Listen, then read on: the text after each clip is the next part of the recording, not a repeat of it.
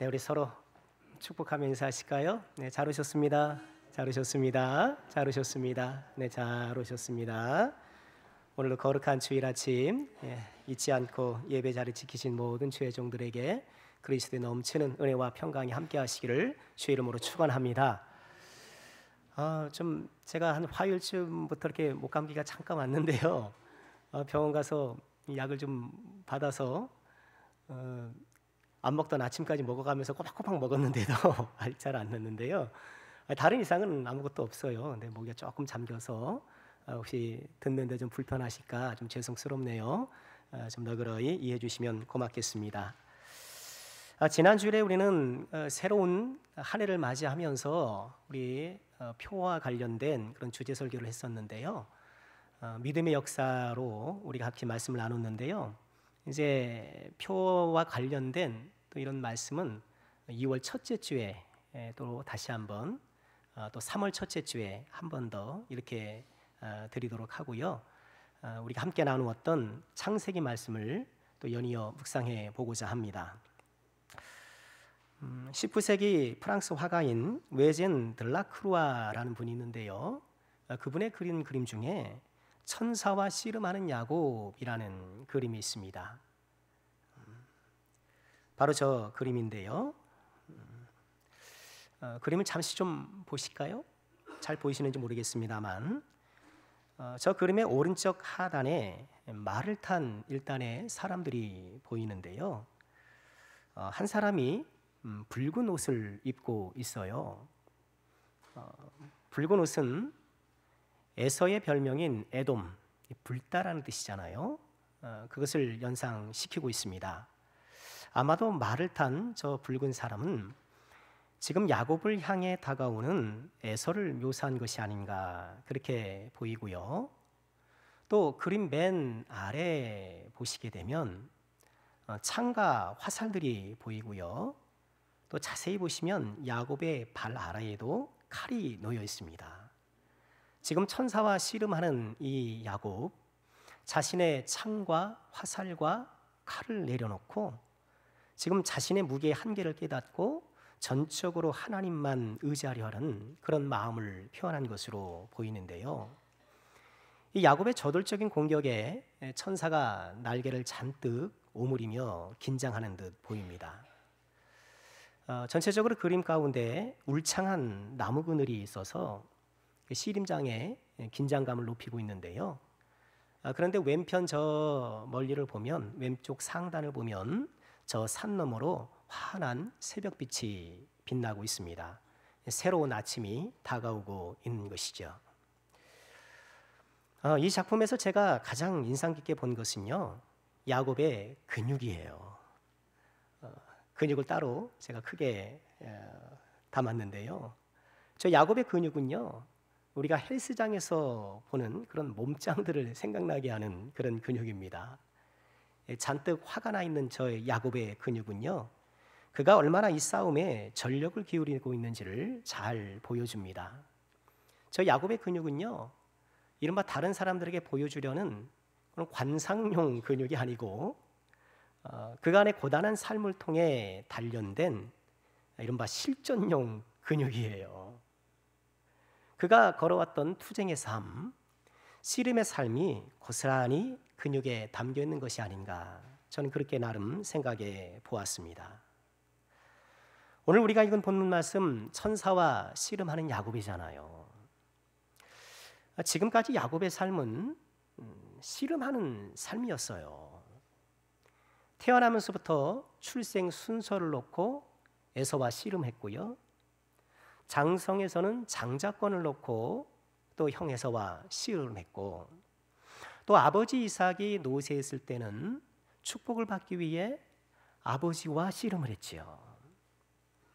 형의 분노를 피해 외삼촌 집에 도망가서는 외삼촌 라반과 또 치열하게 씨름을 해야 했습니다. 야곱의 삶은 씨름하는 삶. 그러고 보면 우리 역시도 씨름하는 삶을 사는 것이 아닌가 싶습니다. 이 치열한 경쟁 사회 속에서 나름 살아내기 위해서, 뭔가 내 인생의 목표를 이루기 위해서 고단한 씨름을 이어가고 있잖아요. 학생들은 공부의 씨름을 하고 또 취업의 씨름을 하고 또 승진의 씨름을 하고 미래 준비를 위한 씨름을 하고 질병과 씨름하고 또 우리 예수 믿는 사람들은 성도로서 또 영적 씨름을 해야 되잖아요. 우리의 삶은 이처럼 씨름으로 가득 차 있는 것이 아니겠는가. 이처럼 씨름의 삶을 살아가는 우리 모두에게 하나님과 씨름하는 야곱의 이야기는 좋은 본보기가 되죠. 천사와 씨름하는, 하나님과 씨름하는 야곱 이야기를 통해서 우리에게 주시는 교훈을 잠시 묵상해 보고자 합니다. 먼저 오늘 말씀의 좀 배경을 살펴볼까요? 우리 지지난주 12월 마지막 주일에 라반의 추격을 여갈사 하두다로 따돌리게 되는 것을 같이 보았잖아요. 라반이 야곱을 추격해 왔죠. 근데 하나님께서 거기까지, 여기 넘어가면 안 된다, 여기까지야 라고 하면서 여갈사 하두다의 은혜로 라반의 추격을 막아주셨죠. 라반의 추격은 피했지만 이제 야곱에게는 더 큰 난관이 기다리고 있었습니다. 바로 형 에서입니다. 어쩌면 야곱은 고향으로 돌아가기로 한 그 순간부터 이 형의 문제 때문에 많이 걱정했을 것 같아요. 말하자면 명치 끝에 걸려있는 그거예요. 여러분, 우리도 그렇잖아요. 뭔가 명치 끝에 걸려있는 것. 숙제 안 하고 노는 친구들. 그죠? 숙제가 명치 끝에 걸려 있잖아요. 야곱은요, 32장 3절에 보면 형 에서에게 먼저 사자를 보내요. 메신저를 딱 보냅니다. 그러면서 5절 말씀에 보면 이렇게 얘기를 해요. 내게 소와 나귀와 양떼와 노비가 있으므로 사람을 보여 내 주께 알리고 내 주께 은혜 받기를 원합니다. 형에 대해서 주라고 이렇게 극존칭하면서 형에게 제가 좀 은혜 좀 받았으면 좋겠습니다. 그렇게 메시지를 보냈어요. 그런데 사자들이 전해온 소식은 뜻밖이었어요. 26절 말씀 보니까 에서가 400명을 거느리고 지금 다가오고 있더라는 거예요. 은혜를 받기를 원한다는 이 야곱의 말에 어떤 답변이나 이런 답신은 없고, 그래서 400명이 이렇게 다가오는데 의도를 알 수 없잖아요. 우선 400명의 건장한 남자들이 다가온다고 하니까 겁날 수밖에 없잖아요. 야곱은 자신의 일행을 두 때로 나누어서 혹시 에서가 공격하면 한 때는 도망가자, 뭐 이렇게 나름 계획은 세워요. 다급한 야곱은 하나님께 기도하기 시작합니다. 역시 사람은 좀 다급해야 기도해요. 야곱의 기도가 쭉 나오는데요, 11절이 그의 솔직한 기도예요. 11절 보실까요? 내가 주께 간구하오니 내 형의 손에서 에서의 손에서 나를 건져내시옵소서. 내가 그를 두려워하면 그가 와서 나와 내 처자들을 칠까 겁이 나기 때문입니다. 그의 이 기도에는 어떤 기도를 위한 어떤 근사한 수식어나 이런 것들이 동행되지 않아요. 하나님 건져주세요. 하나님 무서워요. 하나님 겁나요. 있는 그대로 하나님께 기도하는 거예요. 그러고는 형에게 예물을 보내기 시작합니다. 양떼, 염소, 낙타, 소 해가지고 잔뜩 꾸려가지고요, 그 가축을 세 떼로 나누어서 한 떼씩 이렇게 예물을 보내기 시작하는 거예요. 그리고는 밤이 되어서 가족들을 데리고 야복강을 건너게 됩니다. 야복강은 지도를 잠시 보시겠습니다만 갈릴리 호수에서 발원해서 사해까지 내려가는 저 요단강의 한 지류예요. 동쪽에서 서쪽으로 흘러가는 지류고, 야곱의 행보는 야복강 북쪽에서 남쪽으로 내려오는 거예요. 근데 그 남쪽은 에서가 살고 있는 곳이거든요. 야복나루를 건너 내려와요. 야곱은 자기가 할 수 있는 일을 다 했어요. 자기가 할 수 있는 일은 다 했어요. 하지만 그럼에도 불안을 떨쳐버릴 수가 없었던 거예요. 그 와중에 바로 오늘의 이야기, 어떤 사람이 야곱을 찾아와 한판 씨름을 벌이게 된 거예요. 우리 24절 말씀 보실까요? 야곱은 홀로 남았더니 어떤 사람이 날이 새도록 야곱과 씨름했다. 이렇게 불안해 막 겁에 질려 있는 야곱에게 어떤 사람이 다가와서 씨름하는 이야기. 여러분, 오늘 말씀에서 우리가 만나는 하나님은 어떤 하나님인가요? 사람과 씨름하시는 하나님을 만나게 돼요. 사람과 씨름하시는 하나님. 여러분, 이것이 사람과 씨름하시는 하나님이 우리 기독교가 다른 종교와는 다른 탁월함이에요.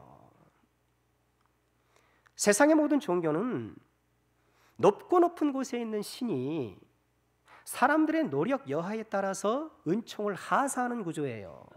네가 얼마나 선하게 살았는가, 네가 얼마나 내 규율을 지켰는가에 따라서 높은 자리에서 시혜를 베풀어주는 그런 구조인 거예요. 그러나 하나님께서는 어떤 분이십니까? 높고 높으신 분이시긴 하지만 야곱의 사다리에서 우리가 보게 된 게 뭐예요? 하늘과 땅이 나뉜 곳이 아니요, 그 높은 하늘에서부터 뭐가 내려와요? 사다리가 내려와서 그 사다리를 통해서 오르락 내리락하고 사람들과 함께 하시는 하나님이라는 거예요. 하나님은 사람들과 씨름하시는 하나님. 이 성경의 하나님은요, 사람과 입씨름도 많이 하셔요. 여러분, 모세 보세요. 소돔과 고모라 멸망시킨다고 하니까 하나님 50명 있으면 어떡해요? 45명 있으면 어떡해요? 하나님과 입씨름해요. 금송아지 사건으로 이스라엘을 다 쓸어버리고 가데스 바네에서도 한번 쓸어버리고 하나님께서 그렇게 대노하시니까 모세가 하나님 안 됩니다. 하나님 안 됩니다. 하나님 여기서 다 죽게 되면 이방 사람들이 하나님 능력 없어서 그 백성들 풀어서 다 죽겠다고 하지 않겠습니까? 그들과 논쟁하시는 거예요. 요나 선지자 보십시오. 요나 선지자 니느웨라 갔더니 싫어요. 안 가요. 배 타고 저 다시스로 도망가지 않습니까? 그 도망가는 요나 선지자를 물고기 배에 담아가지고 다시 끌고 오시지 않습니까? 끌고 왔음에도 불구하고 요나 선지자가 입이 이만큼 나와 있어요. 마음에 안 드는 거예요. 하나님이 이렇게 하라고 하니까 어쩔 수 없이 해요. 가서 선포를 해요. 니느웨 사람들이 막 회개하니까 못마땅한 거예요. 요나는. 하나님께서 요나에게 뭐라고 말씀하십니까? 이 니느웨에게 수많은 사람들과 수많은 가축들이 있는데 내가 그것을 아끼지 않겠느냐. 하나님은 이처럼 하나님의 사람들과 서로 엉켜서 논쟁하시고 함께 이야기하시고, 게다가 하나님은 자기의 감정을 여과 없이 드러내셔요. 성경에 보면 하나님이 후회하신다는 표현이 저러 나오잖아요. 그걸 보고 사람들은 그래요. 아이고 무슨 신이 후회나 해? 이래요. 뭘 모르는 거예요. 또 우리 하나님은 어떤 하나님? 질투하시는 하나님. 아이고 무슨 하나님이 질투나 하고 그래? 모르는 사람들은 그러는 거예요. 그러나 하나님께서 후회하고 질투하는 건 뭐예요? 이처럼 우리 사람이 느끼는 감정을 하나님도 느끼고 그 감정으로 교감하신다는 거예요. 사람과 논쟁하시고 사람처럼 감정을 갖고 교감하시고, 오늘 말씀에 심지어 사람과 엉켜서 씨름하시고. 여러분, 이 씨름이 엄청난 교감을 이뤄내는 거예요.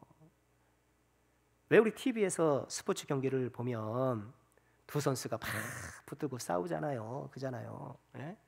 그럼 막 땀 흘려 싸운 후에 그 선수들이 어떤가요? 서로 부둥켜 안고요. 서로 막 존중해줘요. 살과 살을 맞대고 땀과 땀을 섞어서 기술과 기술을 섞고 주고받으면서 경기에 몰입하는 과정 속에서 서로에 대한 깊은 교감이 생기는 거예요. 여러분, 이것이 스포츠가 주는 매력인 거예요. 축구 선수들 막 축구 끝나면 어때요? 뭐 딱 벗어가지고 서로 옷을 막 주고받고 하잖아요. 이기고 지고는 둘째 문제고, 서로 한 운동장에서, 한 경기장에서 함께 땀을 흘려서 함께 노력하고 함께 그동안에 내가 갈고 닦았던 기량을 뽐낸 것에 대해서 서로를 격려하고 위로하는 거예요. 여러분, 스포츠는 놀라운 교감이 일어나는 행위인 거예요. 하나님께서 사람과 씨름하사 사람과 깊이 교감하시고 그와 함께하길 원하시는 것. 여러분, 우리 아버지들 다 그러잖아요. 특별히 아들 녀석하고 어때요? 네? 소파에서든 침대에서든 막 레슬링 한 번씩 하고 그러지 않으십니까? 막 져주기도 하고. 당연히 져주죠. 그거 뭐 이기겠습니까? 아버지는 그런 거예요. 그렇게 아이와 씨름하면서 뒹굴면서 그 안에서 사랑과 놀라운 교감이 일어나고 있는 것이죠. 여러분, 하나님께서 우리에게 원하시는 것이 바로 이런 것이라는 거예요. 하나님께서 우리를 향하여 씨름을 먼저 걸어오시는 것. 그럼 믿음 생활이란 하나님과 씨름하는 것. 하나님께서 내미신 팔을, 하나님께서 내린 다리를, 하나님께서 허용하신 허리를 다 붙잡고 막 매달리는 거예요. 하나님의 바지춤을 붙잡고 늘어지는 거예요. 하나님께서는 우리에게 그렇게 함께 씨름하기를 원하시는 거예요. 하나님의 씨름 요청을 받아들이시길 주 이름으로 축원합니다. 하나님과 함께 하시길 바랍니다. 하나님께서 내미신 팔과 다리를 부여잡고 허리를 부여잡고 힘껏 매달려 보시길 바랍니다. 우리 하나님께서 야곱에게 복을 주심과 같이 우리에게도 복을 주실 줄 믿습니다. 하나님과 야곱의 씨름이 어떻게 전개되었을까요? 씨름의 양상을 25절이 이렇게 전해요. 자기가 야곱을 이기지 못함을 보고, 이 사람 천사잖아요. 이기지 못함을 보고 야곱의 허벅지 관절을 치매 허벅지 관절이 그 사람과 씨름할 때 어긋났다. 아, 야곱이 저돌적으로 덤벼들었던 모양인가 봐요. 사실 천사가 뭐 그걸 못 이기겠습니까만 그런 저돌적 공격을 받아주고 있는 거예요.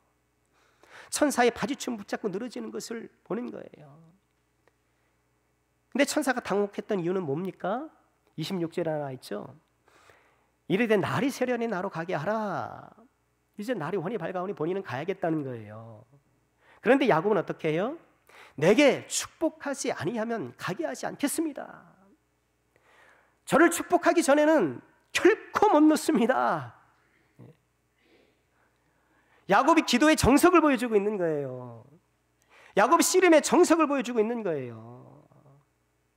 여러분, 야곱의 절박함이 보이지 않습니까? 허벅지를 내리쳐서 지금 거기 뭐 어긋나 버렸는데 아마 허벅지가 빠져버렸는지, 그럼에도 불구하고 나에게 축복하지 않으면, 나에게 응답하지 않으면 내가 결코 놓지 않겠습니다. 왜 기도하지 않을까요? 믿음이 없어서요? 아니에요. 믿음이 있어서예요. 뭐예요? 믿는 구석이 있어서 그래요. 우리는요, 믿는 구석이 있는 한 기도를 안 하게 되고, 기도를 하더라도 힘이 약해져요. 우린 그래요. 지금 야곱은요, 아까 그림에서 보았던 것처럼 자기 창이든 화살이든 칼이든 다 내려놓은 거예요. 그걸 안 된다는 걸 안 거예요. 여러분, 때때로 어렵고 힘들지만 우리 삶에 하나님이 아니면 안 되는 상황이 오는 것이 우리에게 축복이에요. 그래야 하나님을 만나는 거예요. 당장에는 힘들지만 그것이 큰 축복인 것을 우리가 돌아보면 알게 되는 거예요. 전적으로 하나님을 의지하고 나의 창과 나의 화살과 나의 칼을 내려놓고 오직 주님만을 전적으로 의지하는 그 순간, 그래서 고난이 위장된 축복이다. 교회는 그렇게 고백해 왔던 것이죠. 하나님께서 기꺼이 씨름의 상대가 되어주사 하나님과의 대결을 통해 문제를 해결보게 하시는 것. 여러분, 그렇죠? 우리 인생의 문제는 문제를 상대해서 해결하는 것이 아니라 하나님 상대해서 해결하는 거예요. 여러분, 이 믿음의 원리를 꼭 기억하시길 바랍니다. 내 인생의 문제를 바라보고 내 문제를 어떻게 조정해 나갈까? 여러분 당연히 기술적으로 전략적으로 필요할 수 있겠죠. 그러나 그 모든 문제는 하나님께서 역사해 주셔야 하나님을 상대할 때 풀린다라는 것을 우리는 꼭 믿어야 되는 거예요. 나의 창과 나의 칼과 나의 화살을 내려놓고 오직 하나님만이 능력이요 하나님만이 정답이라는 것을 기억하고 전적으로 하나님께 매달리는 사람, 그 하나님께서 그 사람이 놀라운 하나님의 역사를 경험하게 되는 것입니다. 계속 보실까요? 우리가 두 번째로 묵상해 볼 것은 야곱을 향한 천사의 질문이에요. 야곱이 막 붙잡고 매달리니까 천사가 이렇게 묻죠. 내 이름이 무엇이냐? 내 이름이 무엇이냐고 물어봐요. 27절이죠. 내 이름이 무엇이냐? 왜 물어볼까요? 천사가 야곱의 이름을 몰라서 물어봤을까요? 네가 누구냐는 거예요. 넌 누구냐? 넌 누구냐? 여러분 누구세요? 여러분 누구십니까? 나는 누구입니까?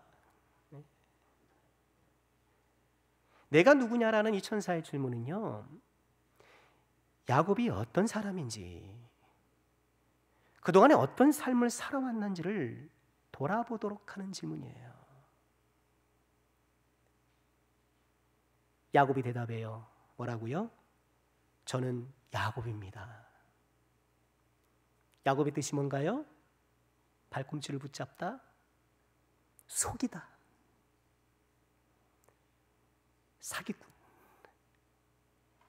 내 이름이 뭐냐? 네, 저 사기꾼입니다.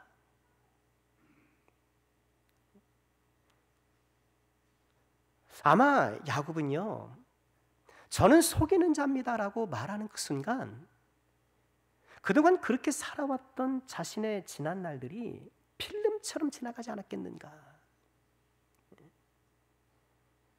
야곱은 자기 이름처럼 살았잖아요. 형을 속이고 아버지를 속이고 라반을 속이고 막 속이며 살아왔잖아요. 넌 누구냐? 저 속이고 살아왔던 사람입니다. 저 사기꾼입니다. 20년 전에 에서가 야곱에게 축복을 빼앗겼잖아요. 아버지가 야곱에게 축복을 하는 바람에. 그러니까 뒤늦게 들어온 에서가 아버지한테 막 울분을 토하면서 분통을 터뜨리면서 이렇게 얘기를 해요. 27장 36절인데요. 에서가 이르되 그의 이름을 야곱이라 함이 합당하지 아니합니까? 그가 나를 속임이 이것이 두 번째입니다. 아니 두 번 속였는데 두 번 다 속는 건 또 뭐야? 두 번째 죄를 속였습니다. 나의 장자의 명분을 빼앗고 이제는 내 복을 빼앗습니다 하고 막 하소연하면서 그 이름이 야곱이잖아요. 아버지 야곱이잖아요. 사기꾼이잖아요. 속이는 자잖아요. 20년 전에 울분에 터뜨렸던 이 에서의 그 말이 이제는 야곱 스스로 인정할 수밖에 없었을 거예요. 야곱이라는 이름은 뭔가요? 속임수를 앞세워서 인생을 헤쳐나갔던, 자기 재주와 능력으로 인생을 헤쳐나가는 모든 사람들을 대변하는 거예요. 여러분 그런 면에서 우리 모두가 야곱이에요. 우리가 야곱이에요. 예레미야 9장 4절에 보면 이런 말씀이 있어요. 너희는 각기 이웃을 조심하며 어떤 형제든지 믿지 말라. 형제마다 완전히 속이며, 이런 표현이 있는데요. 형제마다 완전히 속이며, 이거 직역하면은요, 모든 형제가 야곱이며. NIV 영어 성경 보면 Every brother is a deceiver 이렇게 번역했더라고요. 모든 형제들이 속이는 자다. 야곱이라는 거예요. 여러분 우리가 모두가 야곱이잖아요. 속고 속이는 말색 가운데 내가 어떻게 하면 내 기술을 동원해서, 내 능력을 동원해서 이 세상을 헤쳐나가나 골몰골몰하는 이 시대의 모든 야곱들 아닙니까? 여러분 믿음으로 산다고 하지만 우리 모두가 야곱처럼 살아가는 것이 아닌가 싶어요. 내 재능과 능력을 앞세우고 믿음으로 하나님께서 이걸, 믿음이라는 거 이거 보조수단이야. 보조수단.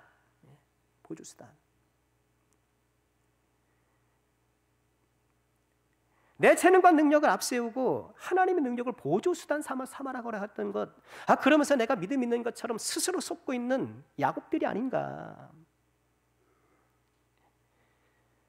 내 인생의 주도권이 하나님께 있고 하나님께 능력이 있고 나에게 주신 이 소소한 재능들은 하나님께서 잠시 사용하시는 도구라고, 도구라고 사용할 수 있는, 생각하는 것.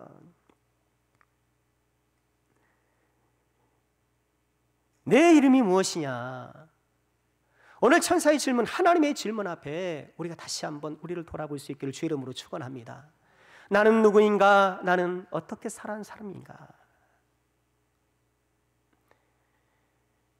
야곱의 대답을 들은 후 하나님께서 야곱에게 새로운 이름을 부여하시죠. 이제는 이스라엘이라 부를 것이다. 이제는 이스라엘 부를 것이다. 우리 28절 말씀 같이 한번 읽을까요? 시작. 그가 이르되 내 이름을 다시는 야곱이라 부를 것이 아니요 이스라엘이라 부를 것이니 이는 내가 하나님과 및 사람들과 겨루어 이겼음이니라. 아멘. 하나님은 지금 야곱에게 이제 더 이상 야곱이 아니라 이스라엘이라 부르라, 새 이름을 불러주시는 거예요. 하나님과 겨루어 이긴 자라는 이 명예로운 이름을 갖게 해주시는 거예요. 지금까지 야곱은 어떻게 살았습니까? 자기 속임수를 주특기 삼아서 씨름하며 살아왔잖아요. 속임수로 형을 걸어넘기고 아버지를 걸어넘기고 라바를 걸어넘기고. 이런 씨름 선수 이만기는 뭐가 주특기신가요? 그분이? 배직인가요? 여러분 최홍만은 뭐가 주특기인가요? 큰 키로 막 찍어 누르고 큰 키로 막 누르고 막 그러잖아요. 배지기는 이만기고 밀어붙이기는 최홍만일지 모르지만 속임수는 야곱이었잖아요. 그러나 이제부터 야곱은 하나님과 씨름하는 자, 기도를 주 기술로 삼아서, 인내하는 믿음을 주 기술로 삼아서 하나님과 씨름하여 승리를 거두는 자, 얼마나 영화로운 이름입니까? 얼마나 우리에게 주시는 놀라운 축복입니까? 우리 하나님께서 우리 모두가 하나님과 씨름하는 자가 되기를 원하시는데, 말씀 서두에서 보았던 그 그림처럼 에서가 말을 타고 막 그 에서로 대변되는 이 세상의 모든 시련과 모든 고난과 문제 상황 속에서 하나님과 씨름하여 인생의 돌파구를 마련해 놓아가는 것, 나의 창과 화살과 칼을 내려놓고 하나님이 내 인생의 유일한 해답임을 알고 하나님 앞에 전적으로 나아가는 것, 하나님과 씨름하는 이스라엘, 저 여러분 우리 모두가 될 수 있길 주 이름으로 축원합니다. 이런 야곱에게 하나님께서 마침내 복을 내려주셔요. 우리 29절 말씀 이것 같이 한번 읽어보실까요? 시작. 야곱이 청하여 이르되 당신의 이름을 알려주소서. 그 사람이 이르되 어찌하여 내 이름을 묻느냐 하고 거기서 야곱에게 축복한지라. 거기서 야곱에게 축복한지라. 야곱은 좀 이름이 알고 싶었나 봐요. 그러나 하나님께서는 그 이름 알려준 대신에 오히려 축복을, 복을 내려주셨어요. 거기서 야곱을 축복한지라. 거기가 어디입니까? 야곱적 삶을 청산하고 하나님을 씨름 대상으로 삼아 하나님과 씨름하는 바로 그 자리, 내 인생에 내 재주와 능력을 주특기 삼아 살아가는 그런 태도를 버리고 전적으로 하나님을 의지하며 나가겠다라고 마음에 다짐한 그 자리, 거기서 야곱에게 축복하신지라. 여러분 오늘 이 자리에서 하나님께서 복 주시길 주의 이름으로 축원합니다. 스스로 야곱적 삶의 한계를 인정하고 하나님이 걸어오신 은혜의 씨름에 응전할 때 거기서 능력이 생기고 거기서 변화가 생기고 거기서 복의 문이 열리는 줄 믿으시길 주의 이름으로 축원합니다. 말씀 마치겠습니다. 치열했던 밤이 지났어요. 천사는 올라갔고 야곱은 홀로 남았습니다. 야곱은 이 축복의 시간을 잊고 싶지 않았던 모양이에요. 그래서 그 장소에 이름을 붙입니다. 브니엘이라는 이름이에요. 30절 보실까요? 그러므로 야곱이 그곳 이름을 브니엘이라 하였으니 그가 이르기를 내가 하나님과 대면하여 보았으나 내 생명이 보존되었다 함이더라. 브니엘이다. 하나님의 얼굴이란 뜻이거든요. 내가 하나님을 만났다. 이것을 내가 브니엘이라고 불러야지 잊지 않겠다는 거잖아요. 이 하나님 경험한 거, 하나님 만난 거, 하나님과 씨름한 거 내가 잊지 않겠다라는 것 아니겠습니까? 이어지는 31절에 이렇게 말씀을 하셔요. 우리 다 같이 읽어볼까요? 시작. 그가 브니엘을 지날 때에 해가 돋았고 그의 허벅다리로 말미암아 절었더라. 여러분, 제가 개인적으로 이 야복강 이야기에서 가장 좋아하는 구절이 31절이에요. 브니엘을 지날 때에 해가 돋았다. 브니엘을 지날 때 해가 돋았다. 오늘 야복강의 이야기는요, 밤에서 시작되었어요. 한밤중에 야복강을 건너서 한밤중에 홀로 남아있는, 여러분, 밤이라는 건 뭐예요? 지금 야곱이 처한 그 상황을 대변하는 것 아니겠습니까? 밤으로 시작했던 이 이야기가 아침으로 끝나고 있는 거예요. 어둠으로 시작했던 이야기가 빛으로 끝나고 있는 거예요. 뭘 때요? 브니엘을 지날 때에, 하나님을 만날 때에, 하나님과 씨름할 때에 아침 해가 돋는 거예요. 무엇 때문에 불면의 밤을 보내고 계십니까?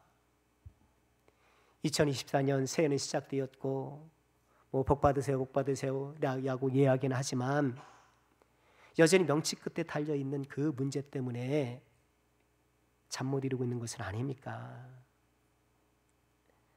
하나님께서 걸어오시는 씨름에 응전하시길 바랍니다. 하나님 내신 팔, 하나님 내신 다리를 붙잡고 허리를 붙잡고 하나님께 매달리시길 바랍니다. 간청하시길 바랍니다. 하나님의 얼굴을 바라보시길 바랍니다. 우리 인생의 어둠에 물러가고 영혼의 새 아침, 브니엘의 새 아침이 우리에게 임할 것입니다. 이 귀한 은혜가 저 여러분 가운데 가득하기를 주님의 이름으로 축원합니다.